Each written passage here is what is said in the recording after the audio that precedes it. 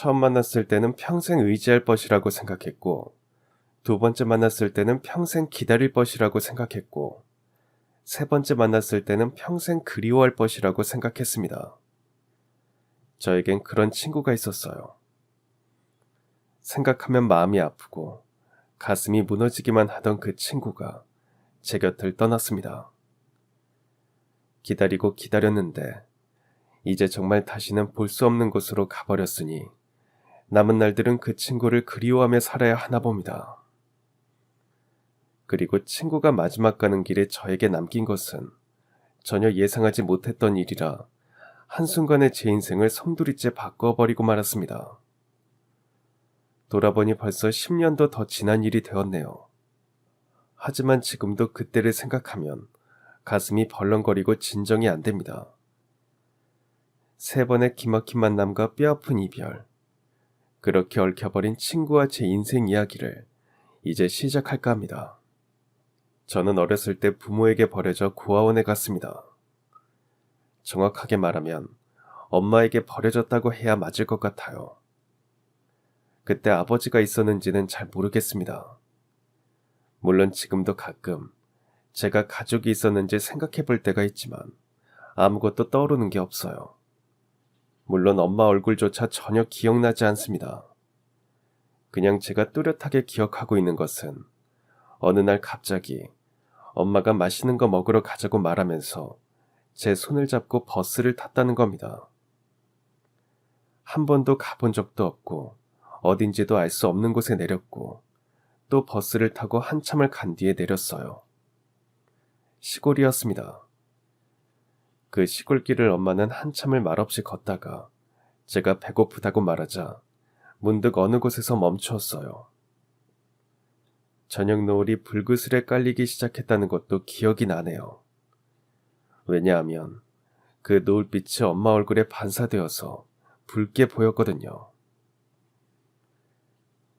성국이 배고픈가 보구나.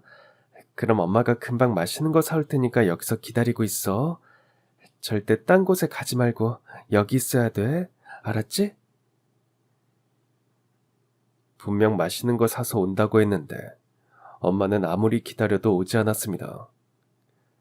한 번쯤은 뒤돌아 볼 만도 한데 그날 엄마는 뒤 한번 돌아보지 않고 빠른 걸음으로 마치 도망치듯 그렇게 멀어져 갔어요.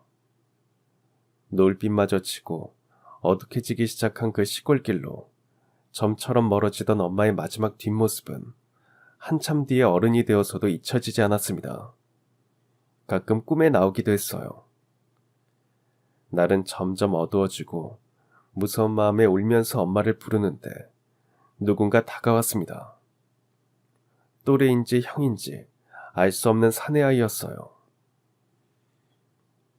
너 엄마가 여기서 기다리라고 했는데 아직 안 온 거지? 그럼 아마 안 올 거야. 꼭 와. 온다고 했어. 맛있는 거 사온다고 했어. 맛있는 거 사줄 거면 읍내에서 사줬겠지. 여기까지 와서 왜 기다리라고 하냐? 이 바보야. 순간 그 아이의 말이 어린 제 심장을 후려쳤어요. 그 말이 너무 맞다는 생각에 무서워서 울음을 터뜨렸습니다. 그 말이 맞다는 건 엄마가 정말 오지 않을 거라는 그의 말도 맞다는 뜻이니까요. 제가 하도 우니까 사내아이는 제 손을 잡고 안으로 들어갔는데 그곳이 고아원이었습니다. 그러니까 엄마는 절 고아원 앞에 버려두고는 맛있는 거 사오겠다고 거짓말을 하고 사라진 거였습니다. 아마 어른이었다면 엄마에 대한 배신감으로 충격을 받았을 건데 그땐 제가 겨우 6살이어서 배신감보다는 엄마에 대한 그리움이나 기다림이 더 컸던 것 같아요. 절 고아원에 데려간 그 아이는 7살 강연호였습니다. 원장 선생님은 절 반기지도 내치지도 않으셨어요. 항상 그런 일이 비일비재하다는 듯 한숨 한번 쉬시더니 아주 형식적인 말투로 이것저것 물으셨습니다. 이름이랑 나이는 어떻게 되니? 이름은 최성국, 나이는 6살. 엄마가 여기서 기다리라고 하고 갔어? 엄마 이름은 알아? 이현자. 살고 있던 주소는 혹시 알아?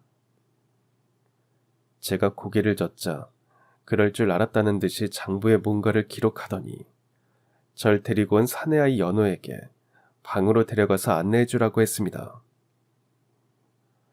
싫어. 엄마 올 거야. 나 문 앞에서 엄마 기다릴 거야. 에휴, 이 바보야. 올 사람이면 벌써 왔겠지. 아직도 모르겠냐? 네 엄마가 널 버린 거라고. 올 사람이면 벌써 왔겠지. 라는 말 속에는 엄마는 안 올 사람이니까, 엄마는 나를 버렸으니까, 이제 나는 고아나 마찬가지라는 다른 의미가 숨어 있다는 걸 본능적으로 느꼈습니다. 그래서 더 무서웠고 더 큰 소리로 울었어요. 연호는 저에게 그렇게 말해놓고도 안쓰러웠는지 등을 다독여 주었습니다. 전 한동안 밤마다 베갯잇을 적시도록 울기만 했는데 고아원에 같이 살던 누나나 형들이 시끄럽다고 하면 항상 연호가 나서서 막아주고 유일하게 절 위로해 주었어요. 처음엔 다들 너처럼 울고불고해. 누나나 형들도 그랬어. 네가 오는 거 보니까 자기들도 옛날 생각나서 짜증도 나고 그런 거야. 근데 또 금방 다 잊고 지내게 돼. 여기가 그런 곳이야. 그러니까 조금만 슬퍼해. 엄마도 사정이 있어서 그럴 거라고 생각하고 잊어. 그러는 게 너한테 좋아. 내가 보니까 그렇더라. 연호는 마치 이런 일에 이골이 난 애늙은이 같이 말을 했습니다. 저와 1살 차이밖에 안 나는데도 아주 세상을 많이 살아낸 사람 같았어요. 그것이 제가 엄마에게 버려지고 연호를 만나게 된 시작이었습니다. 그리고 평생 제가 연호를 기다리게 된 시작이기도 했고요. 연호는 또래 아이들이나 몇 살 위의 형과 누나들과 다른 점이 많았습니다. 다 그런 건 아니지만 고아원에서 사는 아이들은 기본적으로 자존감도 많이 떨어져 있고 항상 뭔가에 주눅 들어 있었어요. 그도 그럴 것이 부모에게 버려졌다는 것 자체가 존재 의미를 부정당한 거나 마찬가지니까 누가 야단을 치지 않아도 그냥 기가 죽어 있었습니다. 혹시 고아라고 놀림받을까봐 본능적으로 자기 방어를 하다 보니 소극적일 수밖에 없었고요. 그런데 연호는 굉장히 냉소적이면서도 담담했어요. 마치 태어나면서부터 이미 버려질 것을 알고 있었다는 것처럼 굴었죠. 사실 연호는 그때까지만 해도 부모에게 버려진 것은 아니었습니다. 고아원에 오는 애들은 거의 부모에게 버려지거나 부모님이 돌아가시면서 키워줄 친척이나 가까운 사람이 없어서 오는 경우가 대부분이었어요. 그런데 연호는 아버지가 지방으로 돈을 벌러 가야 해서 잠시 고아원에 맡겨진 거라고 했습니다. 어머니는 연호를 낳자마자 돌아가셨다고 했어요. 아버지는 혼자서 어린 연호를 키우기 힘들어했고 맡아줄 친척도 없다 보니 고아원 원장님께 부탁을 했대요. 연호 아버지는 공사장 인부로 일하셨는데 한 달에 한 번 정도 쉴 때 오거나 아니면 장마철에 일이 없을 때는 한 달에 2번 정도는 연호를 만나러 왔습니다. 전 그런 연호가 참 부러웠는데 정작 연호는 별로 반가워하지 않았어요. 다른 애들은 네가 부럽다고 난린데 왜 넌 맨날 아버지만 오면 입이 튀어나오고 틱틱거리고 그러는데?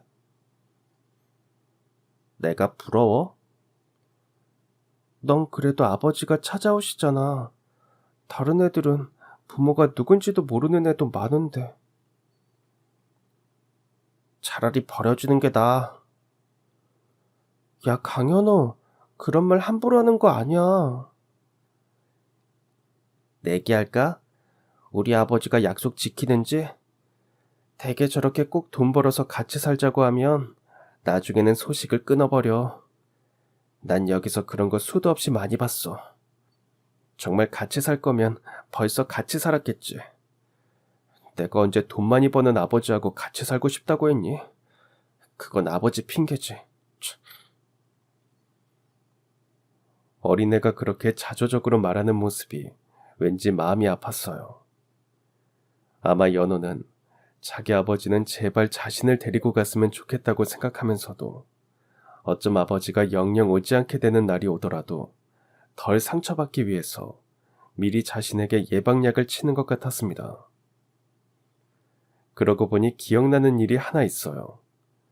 언제였는지 정확하게는 모르겠는데 그날도 연호는 자기를 만나러 온 아버지를 따라 읍내에 나갔어요. 전 저녁 무렵에 연호를 기다리며 고아원 앞을 서성이고 있었는데 어디선가 우는 소리가 들려서 쳐다봤더니 연호였습니다. 연호 아버지가 굳은 표정으로 연호를 혼내고 있었고 연호는 울면서 아버지에게 막 대들고 있었어요. 오늘따라 너 왜 그래? 분명 아버지가 돈 많이 벌어서 꼭 같이 살자고 했잖아. 나 그냥 가난해도 아빠랑 같이 살고 싶단 말이야. 가끔 와서 맛있는 거 사주고 장난감이나 사주는 거 다 필요 없어. 이런 거 하나도 안 사줘도 돼. 그냥 지금 나 데리고 가라고 당장. 너 진짜 아빠 말 안 들을 거야? 자꾸 이러면 아빠 다시는 안 온다. 싫다고. 아빠 원래 안 올 생각이었지. 연호야, 아빠가 약속했잖아. 돈 벌어서 우리 연호랑 같이 살 집도 구하고 그러면 데리고 갈 거라고. 나 집 없어도 돼. 그냥 아빠 일 가는데 따라갈게. 나 말썽 안 피우고 착하게 있을게. 그니까 아빠, 나 데리고 가, 어? 하지만 연호 아버지는 자신도 많이 힘들다며 한숨을 쉬더니 어서 들어가라고 연호를 떠밀고는 싸늘히 돌아서 갔습니다. 연호는 한참 그대로 서서 울고 있었어요. 전 다가가서 연호의 등을 다독여주고 싶었지만 연호가 민망해할까봐 그냥 조용히 들어와 버렸습니다. 조금 뒤 연호는 전혀 아무렇지도 않은 얼굴로 돌아와서는 읍내에서 아빠랑 맛있는 거 많이 먹었다고 잔뜩 자랑을 늘어놓았어요.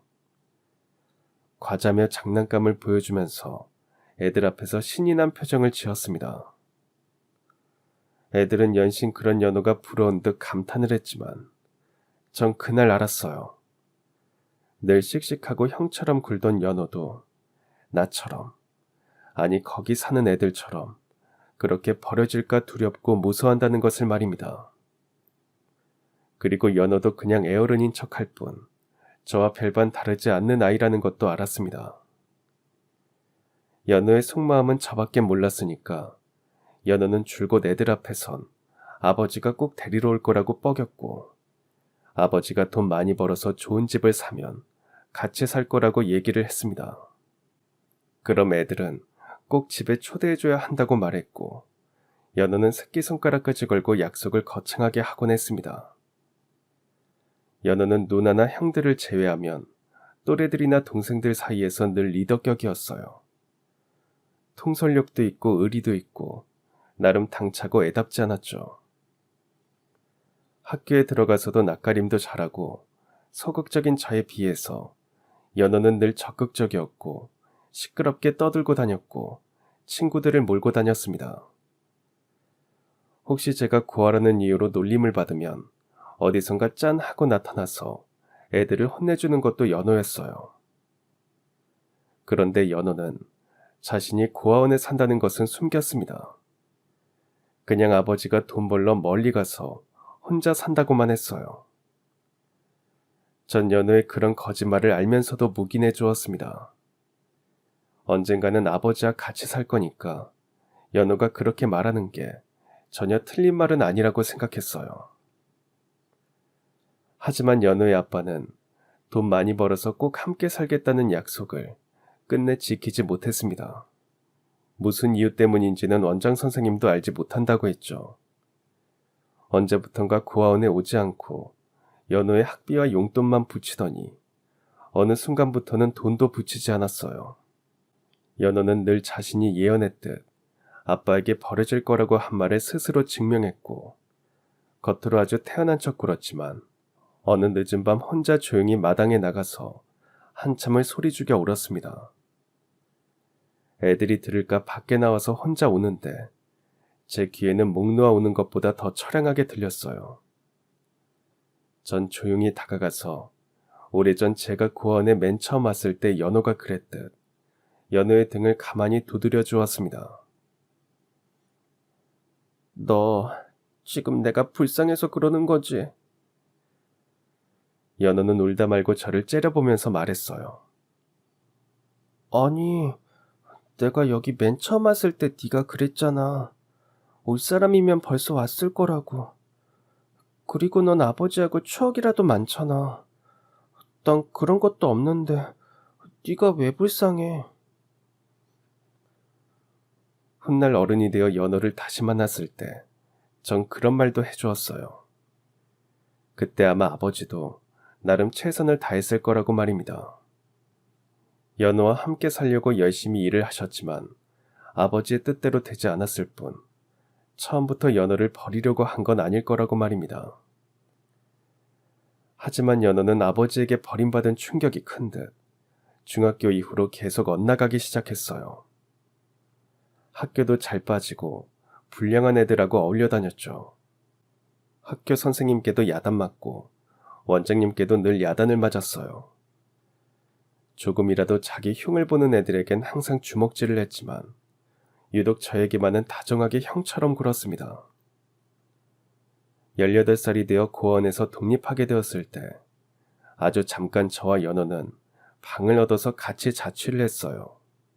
그때 우린 중국집 배달 일을 했는데 연호는 착실히 일하기보다는 또래 배달원들과 놀러 다니는 것을 더 좋아해서 항상 일을 빼먹기 일쑤였죠.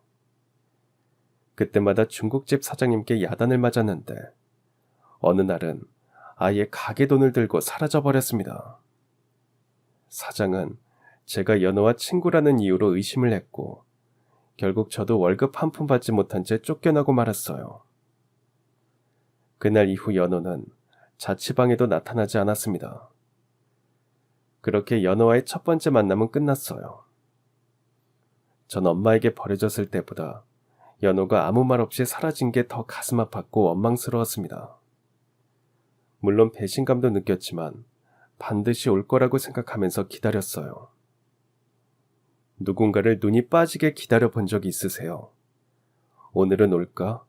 내일 오려나 하면서 날마다 손꼽아 보고 달력에 가입표를 치면서 간절하게 기다려본 사람이라면 아마 알 겁니다. 어느 순간 안 올지도 모른다는 불안감이 들고 그 불안감이 지나고 나면 안 오는 것이 너무 당연해지고 그렇게 세월이 흐르면 조금씩 잊혀진다는 것을요. 저도 혼자 먹고 사느라 아주 조금씩 기다림도 줄어들었고 아주 조금씩 연호를 잊어갔습니다. 그래도 여전히 마음 한구석엔 연호를 기다리면서 5년이라는 세월이 흘렀고 저는 다행히 마음씨 좋은 중국집 사장님을 만나서 배달 일도 하고 나중에 중국집을 차리고 싶다고 했더니 주방장이 음식도 가르쳐 주어서 한식과 중식 자격증도 땄습니다. 그때 중국집 근처는 유흥업소들이 많았어요. 영화나 뉴스에서 보던 검은 양복에 깍두기처럼 머리를 깎은 건장한 남자들. 그러니까 일명 조폭들이 때로 짜장면 먹으러 오기도 했고 배달 주문이 오면 나이트클럽이나 성인오락실 같은 업장에 제가 직접 배달을 다니기도 했어요. 가끔은 조폭들이 이권 다툼을 하다 서로 칼부림을 일으킬 때도 있었는데 그럴 땐 근처 가게들은 문을 잠그고 셔터를 내리기도 했습니다. 자칫 그들의 싸움에 휘말리면 큰일이니까요. 그러던 어느 날이었습니다. 영업이 거의 끝났을 무렵 사장님과 주방장님은 퇴근하고 저 혼자 남아서 청소를 하고 있었어요. 그런데 누군가 갑자기 뛰어 들어오더니 정신을 잃고 쓰러지는 겁니다. 깜짝 놀라 다가갔는데 세상에 연호였어요. 옆구리에 피를 철철 흘리고 있었는데 누군가에게 칼을 맞고 쫓기는 듯 했습니다. 전 반가워할 새도 없이 얼른 연호를 가게 쪽방으로 옮기고 핏자국을 치웠습니다. 그때 조폭들이 중국집으로 뛰어들어왔어요. 여기 피 흘리는 놈 안 왔어? 안 왔는데요. 전 태어난 척 시치미를 뗐고 조폭들은 홀과 주방을 살펴보더니 곧 나갔습니다. 온몸에서 식은땀이 흐르고 다리가 후들거려서 기절할 뻔했지만 정신을 바짝 차리고 가게 문을 걸어 잠갔어요. 연호는 옆구리를 꾹 누른 채 고통스러워했습니다. 당장 병원 가자. 안 돼. 아까도 봤잖아. 걸리면 나도 죽고 너도 죽어. 그럼 어떡할 건데? 피를 이렇게나 흘리는데 너 이러다 죽어. 그냥 약국 가서 지혈제랑 붕대 사서 치료 좀 해줘. 그럼 돼. 우린 몇 년 만에 만났는데 서로에 대해 안부조차 묻지 못한 채 연호는 고통스러워했고 저는 연호가 조폭들에게 끌려갈까 불안해하면서 며칠을 지냈습니다. 상처가 낫기 전까지는 움직이면 안 된다고 제가 신신당부를 하니까 연호도 꼼짝을 하지 않았어요. 겨우 지혈도 되고 연호도 조금 안정을 찾게 되자 문득 서로 눈빛이 마주쳤는데 정말 어이가 없어서 그저 웃고 말았습니다. 전 연호가 그동안 어떻게 살았는지 묻지 않았습니다. 왜 이렇게 칼을 맞고 다니는지도 묻지 않았어요. 미안하다. 그렇게 불쑥 사라져놓고 또 이렇게 불쑥 와서 성가시게 하고. 이런 건 아무렇지도 않아. 너만 무사하면. 너 그렇게 가고 하루도 안 기다린 날이 없어. 여기로 와서도 가끔 그 동네 가보곤 했고 혹시 네가 나 찾으러 왔을까 봐.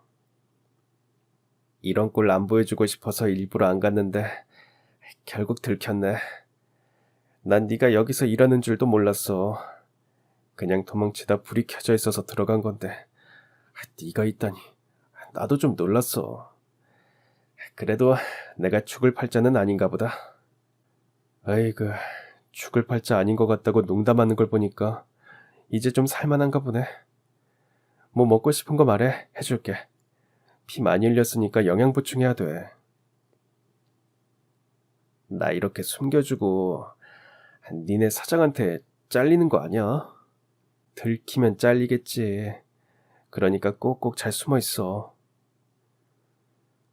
쪽방은 저 혼자 먹고 자고 하는 곳이라서 사장님이나 주방장은 잘 오지 않아서 염려는 없었어요. 두 사람은 연호가 거기 있는 줄도 몰랐죠.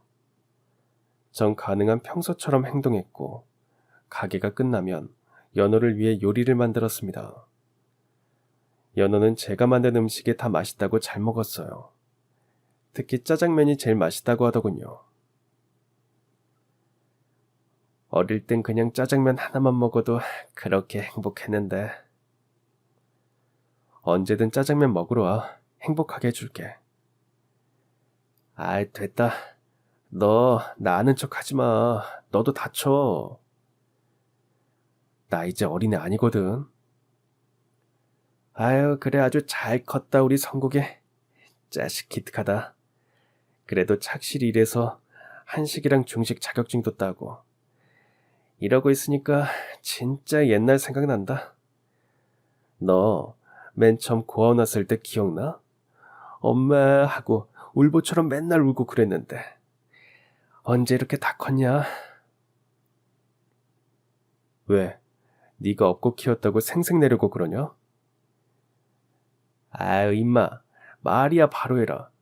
내가 반은 너 업고 키웠지. 밤마다 우는 거 달래줘. 학교에서 애들한테 놀림받을까봐 지켜줘. 참, 그래도 그때가... 하면서 연호는 잠시 말문을 잃었습니다. 그래도 그때가... 우린 한참 아무 말 없이 그래도 그때가의 그 뒷말을 각자 조용히 말했습니다. 전 그때가 그립다고 했고 아마 연호는 그때 그 아버지가 그때 그 순수했던 어린 연호가 보고 싶다고 했을 것 같았습니다. 전 울컥해서 애써 돌아누워 자는 척을 했고, 연호는 제가 듣든 말든 마치 혼잣말처럼 고맙다고 했던 것도 같아요. 그리고 그 다음날 깨어보니 연호는 또 사라지고 없었습니다. 마음에 구멍이 뻥 뚫린 것처럼 허전했어요. 그게 연호와의 두 번째 만남이었습니다. 나중에 알고 보니 조폭들끼리 이권 다툼을 했고, 행동대장이었던 연호가 뜻이 맞는 조폭들과 연합해서 반란을 일으켰다는 소문이 무성했어요. 구세력을 밀어내고 신세력이 득세하게 되면서 연호가 실세의 오른팔이 되어 그 일대를 장악했다는 말도 있었고요. 하지만 연호는 그 이후로는 절대 제 앞에 나타나지 않았습니다. 대신 중국집에 조직원들이 거의 매일 찾아와서 매상을 올려주곤 했어요. 사장님과 주방장은 괜히 긴장했는데 다들 우리 집에서는 얌전히 밥만 먹고 갔습니다. 간혹 조폭들이 근처 가게마다 들어가서 괜히 위협적인 분위기를 조성하며 이것저것 잔뜩 시켜먹기도 하고 그냥 외상하고는 돈을 안 주기도 했는데, 우리 중국집에서는 조폭들이 꼬박꼬박 밥값을 계산하고 갔습니다. 사장님은 정말 의아해했죠. 전 아마 연호가 시킨 거라고 생각했습니다. 아주 가끔 배달하러 가다가 먼벌치에서 연호를 본 적도 있었습니다. 검은 세단을 타고 내리면 조폭들이 일제히 양옆으로 서서 고개를 90도 각도로 숙이는 모습이 정말 영화의 한 장면 같았습니다. 그 무렵엔 연호가 제 2인자라는 소문도 있었고, 제 3인자하고 서로 사이가 안 좋아서 언젠가 피 터지게 싸우게 될 거라는 소문도 심심찮게 들렸어요. 물론 직접 확인할 수 있는 건 아니었죠. 그들이 관리하는 구역의 클럽에서 일하는 삐끼들이나 아가씨들이 가끔 가게에 와서 자기들끼리 떠드는 소리들이 사람들의 입에서 입으로 전해지며 더 부풀려질 때도 많았으니까요. 어쨌든 항상 소문의 중심에는 연호가 있었습니다. 전 항상 연호가 걱정이었어요. 절대 아는 척 하지 말라는 말 때문에 섣불리 나설 수는 없었지만 멀리서나마 연호가 무사하길 빌고 있었어요. 그러던 어느 날이었습니다. 장마철도 아닌데 억수같이 비가 쏟아지는 날이었어요. 그런 날은 오히려 배달 주문이 더 밀리는데, 그날따라 이상하게 손님도 뜸하고 배달도 뜸했습니다.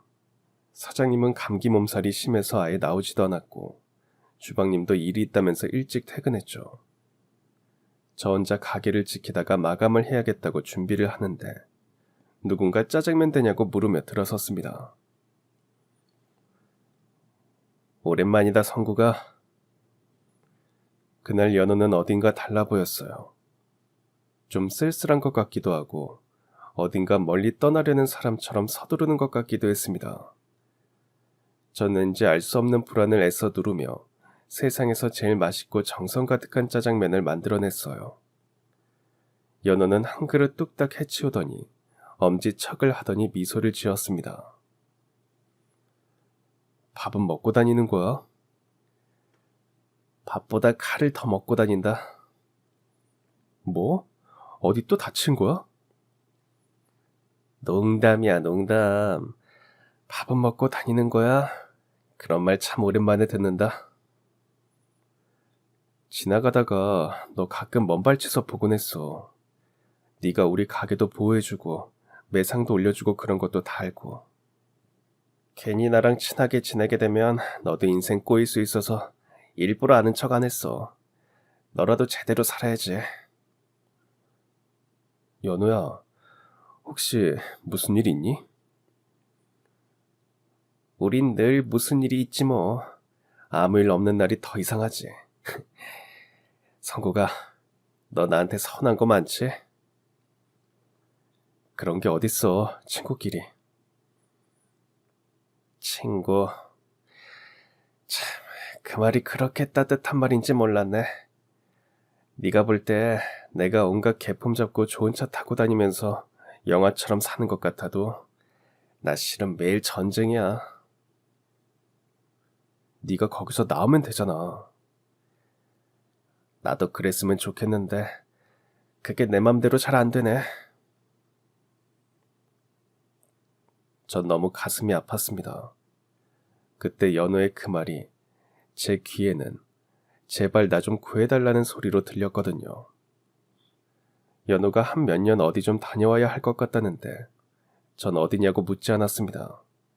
최근에 조직끼리 칼부림이 나서 경찰이 오고 한바탕 소동이 벌어진 적이 있었는데 그때 누군가가 죽었다는 소문도 있었고 조직의 보스 대신 누군가가 감옥에 가는 걸로 합의를 봤다는 말들도 많았습니다. 연호는 짜장면 값이라며 묵직한 돈 봉투를 놓고 일어났어요. 무슨 돈이 이렇게 많아? 나 때문에 너 옛날 중국집에서 월급도 못 받고 쫓겨났잖아. 그거랑 오늘 밥값이랑 남은 거는 알아서 그냥 써. 연호가 돌아보는데 눈가가 붉어져 있었습니다. 저도 울컥해서 금방이라도 울음이 터질까봐 억지로 참으며 애써 아무렇지도 않은 척 연호에게 우산을 건넸습니다. 너 비 맞는 거 싫어했잖아. 비 맞으면 꼭 감기에 걸리고. 고맙다. 연호도 꾹 눌러 참고 있었지만 눈물이 맺히는 걸 봤습니다. 오래전엔 연호가 우산처럼 날 보호해주고 의지하게 해주었는데 전 연호에게 아무런 도움도 주지 못해서 마음이 참 아팠어요. 기다린다. 언제든 와라. 짜장면 만들어줄게. 연호는 그 말에 대답 대신 저를 깊게 안아주고는 우산을 쓴 채 빗속으로 사라져갔습니다. 전 한동안 그대로 서서 울었어요. 그게 마지막이 될까봐 불안하고 무서웠습니다. 그렇게 연호와의 3번째 만남도 끝났어요. 나중에 안 사실이지만 연호는 보스 대신 감옥에 갔고 그 바닥에서는 감옥 가는 것도 별을 다는 것처럼 당연하게 생각하면서 통과 의례라고 한다더군요. 연호가 어느 교도소에 있는지 알 길이 없어서 면회를 가지는 못했습니다. 설령 제가 면회를 간다고 해도 연호는 얼굴을 보여주지 않을 거라는 걸 알고 있었어요. 다만 연호가 놓고 간 그 돈만큼은 제대로 쓰고 싶었습니다. 혹시라도 연호가 지은 죄가 있다면 제가 연호 대신 좋은 일에 쓰면서 조금이라도 죄를 씻고 업을 털어버리자는 심정으로 말입니다. 그러다가 중국집 사장님이 한 달에 한 번 노숙자 쉼터에 짜장면 봉사를 다니는데 거기에 같이 따라가게 되었어요. 삶의 밑바닥으로 떨어졌다고 생각하는 사람들에게도 살아가야 할 이유가 있다면 다시 희망을 꿈꿀 거라고 생각했고 전 그 일에 연호의 돈을 쓰기로 했습니다. 그렇게 전 노숙자 봉사활동을 하기 시작했어요. 사장님보다 더 열성적으로 짜장면 봉사도 하고 가끔은 노숙자들에게 맛있는 집밥도 해주었습니다. 나이가 많고 병든 노숙자들의 병원 봉사도 같이 다니면서 했고 그분들이 돌아가시면 무연고 처리되어 장례도 제대로 치르지 못한다는 것을 알고는 연호가 준 돈으로 무연고 노숙자들의 장례식도 조촐하게 지내면서 마지막 영혼들을 달래기도 했습니다. 노숙자 어르신들 중에 유난히 눈에 밟히는 한 분이 계셨어요. 말수도 없고 다른 사람들과 잘 어울리지도 않는데 유독 짜장면을 보면 그렇게 서럽게 우시던 분이셨죠. 어르신, 왜 그렇게 우세요? 이 짜장면 보니까 우리 아들이 생각나서. 아드님은 어디 있는지 모르세요? 몰라. 어릴 때 같이 짜장면 먹을 때 그렇게 좋아했는데 아마 어디선가 날 원망하고 있을 거야. 어떤 사연이 있는지 알 순 없었지만 어르신은 어린 아들과 짜장면 먹던 오래전 그날이 그렇게 좋았다고 했습니다. 문득 연호 생각이 났어요. 연호도 어릴 때 짜장면 한 그릇만 먹어도 그렇게 행복했다고 했는데 잘 있는 건지 참 궁금했습니다. 얼마 뒤 그 어르신은 깊은 병에 걸려서 곧 돌아가셨어요. 전 쉼터 소장님과 함께 그분의 조촐한 장례식을 치러드리고 납골당에 모셨습니다. 매번 죽음을 접할 때마다 사는 것도 죽는 것도 참 한 끗 차이구나 그런 생각을 하게 되었어요. 처음엔 연호가 남긴 돈을 의미 있게 쓰려고 시작한 봉사활동이었는데 어느새 전 그 활동을 통해서 제 삶을 돌아보게 되었고 제 삶을 더 단단하게 잘 준비할 수 있는 용기를 기르게 되었습니다. 그렇게 또 10여 년의 세월이 훌쩍 지나갔습니다. 연호에게는 여전히 아무런 소식도 없었어요. 그 사이 전 중국집 사장님으로부터 가게를 싸게 인수했고 더 열심히 장사를 하면서 어느 정도 먹고 사는 걱정을 덜었습니다. 여전히 노숙자 쉼터 봉사를 하고 있었고 벌써 제가 장례를 해드린 노숙자만 50명이 넘었어요. 지역에서도 표창장을 받기도 했죠. 그때마다 전 얘기를 했습니다. 이 모든 일은 제 친구 덕분에 시작하게 되었다고 말입니다. 비록 연호 이름을 밝힐 수 없었지만 어디선가 연호가 자신의 얘기를 듣게 되면 인생 잘못 산 건 아니라고 생각해 주길 바랬습니다. 그러다 그 지역이 재개발이 되면서 중국집도 접고 전 다른 곳으로 이사를 가게 되었습니다. 혹시 제가 이사를 가고 나면 연호가 못 찾아올까봐 걱정이 되었지만 만날 사람들은 어떻게든 만나게 된다는 말을 믿으면서 다른 지역에서 다시 중국집을 열었어요. 몇 번 주변 사람들의 중매로 여자를 만나보기도 했지만 이상하게 인연이 닿지 않아서 전 혼자 살았습니다. 그때 사람의 인연이라는 건 참 맺어지기 힘들고 또 한 번 맺어진 인연은 끊어지는 것도 힘들다는 걸 알았어요. 그러니까 저와 연호의 인연은 끊으려고 해도 끊어질 수 없다는 생각이 더 깊어졌습니다. 새로운 곳에서의 중국집은 예전만큼 잘 되지는 않았습니다. 주변에 햄버거나 피자, 파스타집이 즐비한 곳이었고 중국 음식이 아무래도 젊은이들 입맛에는 좀 고루한 느낌도 있다 보니까 상대적으로 외면을 받는 것도 있었어요. 처음으로 적자를 보기 시작했습니다. 한 달, 두 달 가게세도 밀리게 되었고 어떻게든 만회해보려 했지만 고전을 면치 못했어요. 가게를 접어야 하나 심각하게 고민을 하고 있던 차에 건물 주인이 바뀌었다고 하더군요. 무슨 청소업체가 건물 전체를 4억으로 쓴다고 했습니다. 가게도 이제 곧 계약 만료가 되는데 아무래도 재계약은 힘들겠구나 싶었어요. 장사가 안 된 것도 있지만 주인이 바뀌고 재계약을 하려면 아마 보증금을 더 내라고 할 게 뻔했으니까요. 전 재계약을 포기하고 보증금을 받아서 다른 일을 해볼까 심각하게 고민을 하고 있었습니다. 한식 자격증도 있으니까 차라리 그때 한창 유행이던 집밥 같은 걸 해볼까 구상도 하고 있었어요.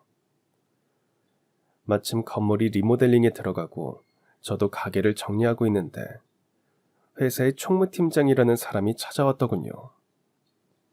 안녕하세요. 여기 건물에 새로 들어오는 회사 총무팀장입니다. 아마 들으셨겠지만 건물 전체를 4억으로 쓸 예정이라서 입주자들과는 재계약을 안 하는 걸로 정했습니다. 그런데 혹시 다른 곳에 가게를 내시나요? 아니요, 아직은. 그럼 혹시 괜찮으시다면 우리 회사 구내식당을 한번 맡아보시는 건 어떠세요? 부동산 중개인에게 듣자니까 최 사장님께서 한식, 중식 자격증도 있다고 하더군요. 우리 회사는 직원들 복지를 중요하게 생각하는데 무엇보다 먹는 것에 진심이라서요. 가능한 진심을 다하는 분을 모시고 싶어서 그럽니다. 한번 긍정적으로 생각해 보시고 연락 주세요. 페이는 최 사장님이 원하시는 선에서 맞춰드리겠습니다. 그런 제안은 처음 받는 거라 조금 얼떨떨했습니다. 하지만 왠지 제가 잘 해낼 것 같다는 예감이 들더군요. 특히 진심을 다하는 분, 그 말이 절 움직였습니다. 진심이라면 제가 또 한 진심하는 사람이니까 이 회사의 방침하고 딱 맞아떨어진다고 생각했어요. 역시 사람은 죽으라는 법은 없구나, 그런 생각도 했고요. 그렇게 전 정식 계약을 하고 그 회사 구내식당을 맡았습니다. 회사는 전국의 청소업체와 세차장 지점을 꽤 많이 가지고 있고 심부름 대행센터도 하고 있었어요. 아무래도 직원들이 힘을 많이 쓰는 일을 하니까 밥심으로 버텨야 한다고 생각했는지 정말 식당에 필요한 예산은 전폭적으로 지원해 주었습니다. 식재료는 돈 아끼지 말고 최고로 사용하라고 하더군요. 전 정말 최선을 다해서 직원들을 위해 집밥을 만들었습니다. 한식과 중식을 골고루 식단표로 만들었고 일식도 배워서 제철회도 즉석에서 떠서 올릴 때도 있었어요. 틈틈이 보양식도 냈고 제철 재료로 만든 각종 약선 요리도 만들었습니다. 제 정성과 진심이 통했는지 구내식당 밥이 맛있다고 소문이 나면서 직원들은 물론 인근 주민들도 돈을 내고 구내식당 밥을 먹겠다고 아우성이었습니다. 가끔 회사 사장님도 비서를 시켜서 제 음식을 포장해 가곤 하셨죠. 사장님을 한 번도 본 적은 없었지만 늘 비서가 최고라고 하신다며 칭찬을 아끼지 않았습니다. 정말 매일매일 사는 재미가 났고 제 음식을 먹고 엄지를 들어 보이는 사람들을 보면서 흐뭇했고 짜릿했어요. 아마도 그래서 더 열심히 연구하고 더 최선을 다해 음식을 만들려고 했나 봅니다. 그때도 전 가끔 연호를 생각했습니다. 연호가 내 모습을 본다면 자랑스러워하겠지. 연호에게 이렇게 맛있는 집밥 한번 먹이면 좋을 텐데. 늘 그런 마음으로, 아니, 연호에게 밥을 지어준다는 마음으로 식당을 운영했습니다. 그렇게 구내식당을 맡은 지도 5년이 지났고 회사도 승승장구하는 것 같았습니다. 각 부서마다 돌아가면서 그달의 생일인 사람들에게 파티를 열어주기도 했는데 그때마다 전 별도로 파티 음식도 만들어주고 케이크도 만들어주고 싶어서 제빵사 자격증까지 땄습니다. 다들 제 열정에 감탄했고 인정했습니다. 정말 더할 나위 없이 좋은 날들이 지나가고 있었어요. 그러던 어느 날이었습니다. 다음날 쓸 재료들을 다듬느라 밤늦게까지 일을 하다가 식당을 정리하고 주차장으로 걸어가는데 어둠 속에 누군가 쓰러져 있는 것을 발견했습니다. 다가가서 살펴보는데 그 사람은 바로 연호였어요. 온몸이 차갑게 식은 채 연호가 거기 쓰러져 있었습니다. 전 너무 놀라고 정신이 없어서 겨우 119를 부르고 연호와 함께 응급실로 갔습니다. 하지만 이미 연호는 숨을 거둔 상태였고 의료진들이 심폐소생술을 20분 넘게 했지만 아무 소용이 없었습니다. 사인은 심근경색에 의한 심장마비였어요. 전 한동안 연호의 굳은 손을 잡고 놓지 못한 채 멍하니 서 있었습니다. 도대체 어디서 뭘 하고 살다가 거기에 쓰러져 있었던 건지 쉴 수 없이 눈물이 흘러내렸어요. 혹시 나를 찾아다니는 건 아닌지, 겨우 나를 찾아왔는데 보지도 못하고 그렇게 가버린 건지, 왜 진작 나를 찾으러 오지 않았는지, 그동안 못다 했던 모든 말들이 한꺼번에 저를 휘몰아쳤고 홀로 빈소를 지키면서 연호와 함께 찍은 사진 한 장이 없다는 것에 가슴을 쳤습니다. 연호야, 내 말 듣고 있니? 도대체 너한테 무슨 일이 있었던 거니? 내가 기다린다고 했는데 진작에 오지 연호야. 너무 깊은 슬픔에 빠지면 어느 순간 눈물도 말라버리고 이성도 마비되고 그 순간 제가 무슨 말을 하는지 뭘 생각하는지도 의식하지 못하게 되더군요. 그렇게 전 홀로 빈 장례식을 지키고 있었습니다. 그런데 새벽 무렵에 갑자기 시끄러운 소리가 들리더니 양복을 입은 사내들이 우르르 장례식장으로 몰려와서는 모두 엎드려 사장님을 부르며 울기 시작하는 겁니다. 사람들이 장례식장을 잘못 찾아온 줄 알고는 어리둥절해하고 있는데 가만 보니까 사람들이 모두 눈에 익었어요. 매일 구내식당에 와서 밥을 먹고는 정말 맛있다고 얘기해주던 바로 회사 직원들이었습니다.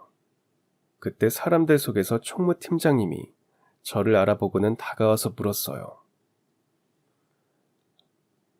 아니, 최 주방장님 아니세요?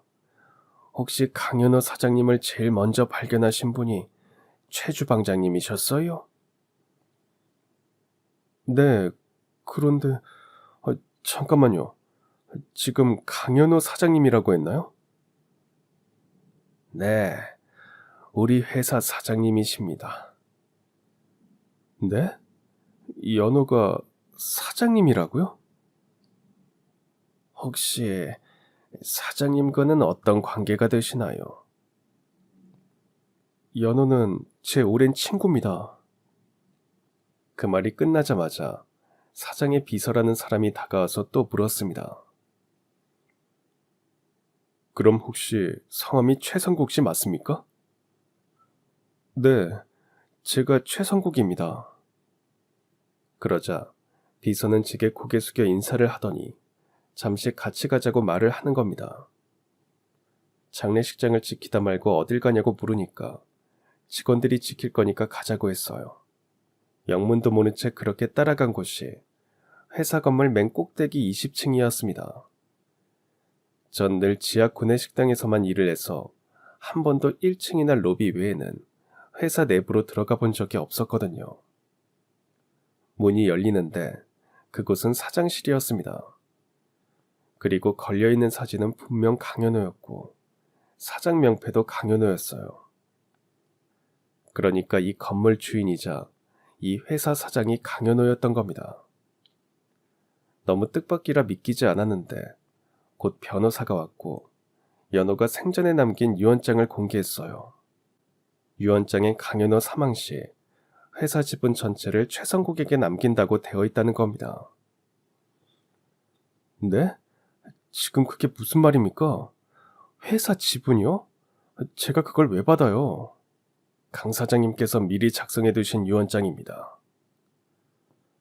도대체 이게 무슨 소리인지 전 통 알 수도 없었고 이해도 안 갔습니다. 그리고 연호는 저에게 편지 한 통을 남겼더군요. 전 떨리는 손으로 편지를 열어봤습니다. 제가 그 편지를 본다는 것 자체가 이미 연호가 이 세상에 없다는 것을 확인시켜주는 것 같아서 온몸이 다 떨렸어요. 연호의 얘기는 그때 빗속으로 제가 준 우산을 쓰고 간 뒤부터 시작되고 있었습니다. 그러니까 세 번째 만남의 그 마지막 순간 이후부터 연호는 저에게 자신의 일을 차분히 남겨두었어요. 모두의 소문대로 연호는 보스 대신 감옥에 갔답니다. 8년을 살았고 모범수로 감형되어 출소를 했대요. 그리고 바로 저를 찾아갔지만 중국집은 이사를 가고 없더랍니다. 곧 수소문에서 다시 저를 찾았는데 제가 다른 지역에서 중국집을 하면서 봉사활동을 한다는 사실을 알게 되었죠. 그런 저를 보면서 막 살아온 자신이 참 한심하고 부끄럽고 그런 생각이 들었답니다. 그래도 용기를 내서 찾아갔을 때 제가 어느 노숙자의 장례를 치르고 있었는데 그 노숙자가 바로 연호의 아버지였대요. 저는 그분이 누군지 몰랐지만 연호는 단숨에 알아봤고 평생 그리워했던 아버지가 노숙자가 되어 떠돌다 결국에는 친구의 손에 마지막 배웅을 받는 것을 보면서 가슴이 터질 듯 아팠답니다. 막상 나서지는 못하고 내내 뒤에서 눈물을 흘리며 아버지를 배웅했대요. 그리고 연호는 이제부터라도 제대로 살아보자고 결심을 했죠. 내 친구 최성국에게 절대 부끄럽지 않은 친구가 되기로 마음을 먹었답니다. 그렇게 한때 조폭이었으나 착실하게 마음을 잡은 동생들을 데리고 재기를 하기 위해 몸부림을 쳤대요. 모두 한 곳에 모여 살면서 막노동으로 돈을 모으고 공사 현장 소장과 친해지면서 현장에서 나오는 쓰레기를 치우는 일을 하면서 청소업체를 시작하게 되었고 점점 확장하여 세차장도 하게 되었답니다. 그리고 지금 심부름 대행 서비스도 하게 되었고요. 한때 조폭이었던 그들은 과거의 모든 것을 깨끗하게 청산하고 건실한 회사원이 되어 새로운 삶을 사는데 완벽하게 성공했죠. 그리고 마침 우연인지 필연인지 제가 중국집을 하고 있던 그 건물을 사옥으로 쓰기 위해 사게 되었던 겁니다. 처음에는 제가 거기 있는 줄도 몰랐다가 세입자들 명단에서 제 이름을 보고 깜짝 놀랐대요. 사람을 시켜 조용히 조사해보니 중국집 맛이 좋다고 정평이 났는데도 경영난을 겪고 있다는 사실을 알게 되었고 총무팀장을 시켜서 저에게 구내식당 주방장 일을 제안했던 거고요. 그 제안을 했던 총무팀장도 저와 연호의 관계는 전혀 모르고 있었습니다.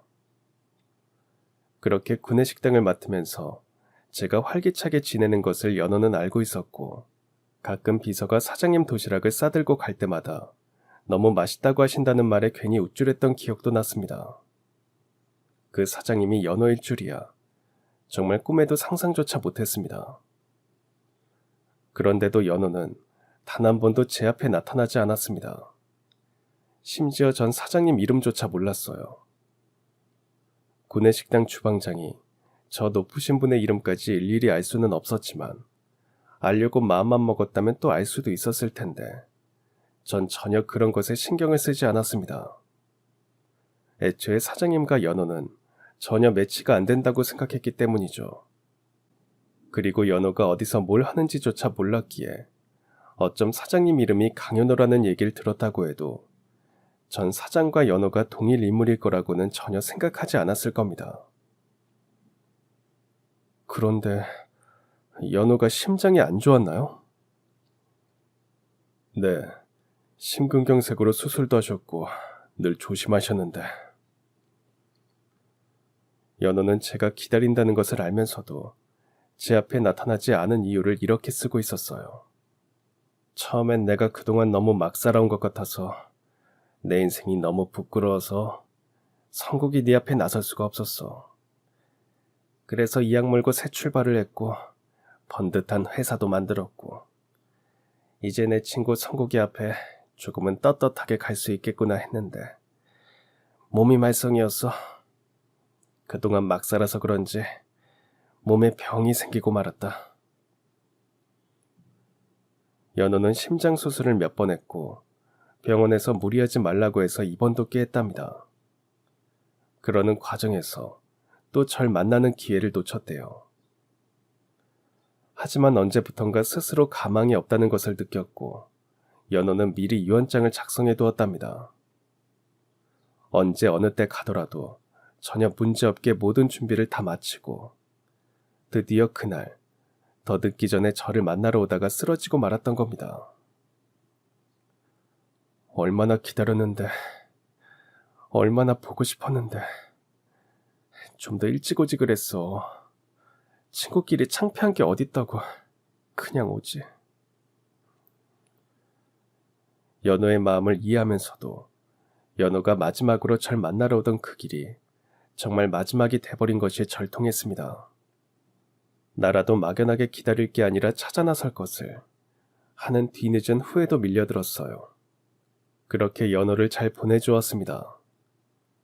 그리고 연호 아버지 납골당 옆에 연호도 나란히 봉헌해 주었어요. 하늘에서는 버림받지 않고 아버지와 오래오래 손 꼭 잡고 행복했으면 좋겠다고 기도했습니다. 강연호, 거기서도 짜장면 먹고 있니? 이제 네가 기다리고 있어. 내가 갈 때까지. 내가 가서 다시 맛있는 짜장면 만들어줄게. 그리고 저는 연호에게 받은 회사 지분으로 대주주가 되었지만 경영은 잘 모르니까 전문 경영인에게 맡겼습니다.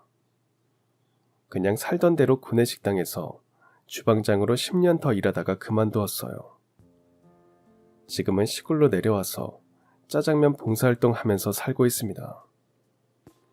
근처 보육원에 가서 맛있게 짜장면도 만들어주고 거동 불편하신 어르신들 목욕 봉사도 하고 목욕이 끝나면 출출해 하시니까 맛난 국밥 한 그릇씩 말아드리면 그렇게 좋아하세요. 저 그러고 삽니다. 가끔은 연어 보러 납골당에도 다녀오고요. 평생 기다렸고 그리워했던 내 친구 강연호. 제 마음속에 깊이 담고서 열심히 살아갑니다. 그럼 지금까지 사연 들어주셔서 감사합니다. 사연이 재밌으셨다면 구독과 좋아요 부탁드려요. 감사합니다. 안녕히 계세요.